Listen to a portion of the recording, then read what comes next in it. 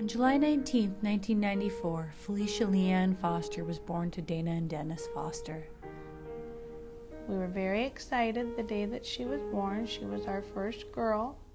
We took her home and began our life as our little family of 5 at the time, and all was going well. She began to sit up and be able to roll over, and we celebrated her first Halloween, and she was a little leopard. As Felicia approached 6 months old, she developed an ear infection in which she was put on antibiotics for 2 weeks. After it cleared, the doctor then told the Fosters it was time for her 6-month immunizations. My little voice inside me was saying, I don't know if I really want to do this.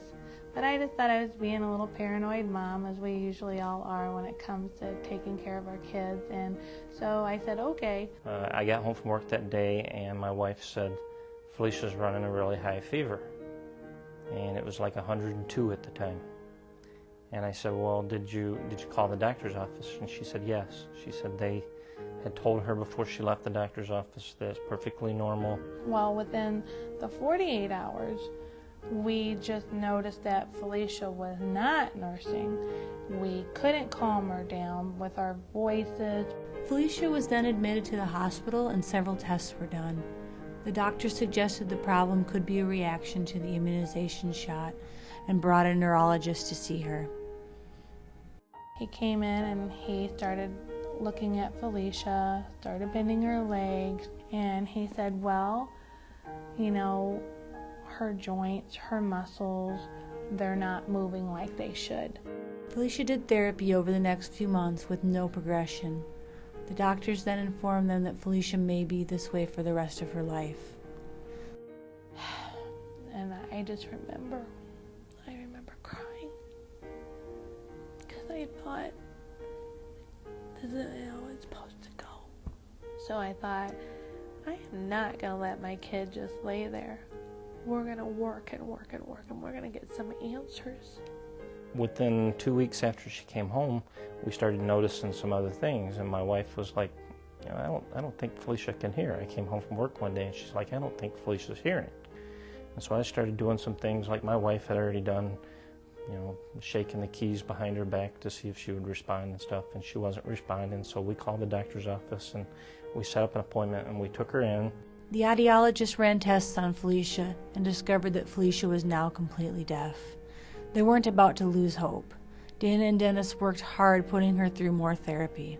I wasn't about to let her just lay there without a fight. Dana worked with Felicia. Dana pushed Felicia. Dana was able to get Felicia to where she could walk. When it came to Felicia's neurological disorders, the doctors were never able to put a label on them. She had traits that ranged from autism to OCD, ADD, and more.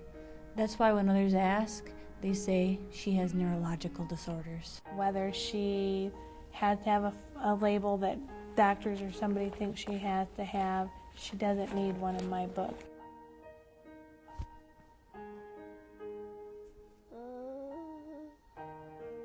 Felicia's 17 years old. She's got the mentality of about a 5-year-old. She enjoys Peter Pan. She enjoys playing with her baby dolls. She would draw these pictures that were just beautiful.